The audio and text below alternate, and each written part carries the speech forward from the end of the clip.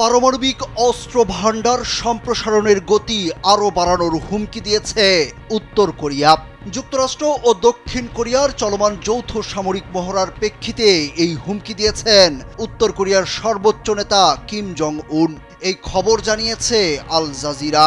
Washington ও Seoul দাবি করেছে মহড়াটি সম্পূর্ণ প্রতিরক্ষামূলক, কিন্তু উত্তর কোরিয়া নিয়মিতভাবেই এইসব মহড়াকে আগ্রাসনের প্রস্তুতি বলে অভিহিত করে আসছে।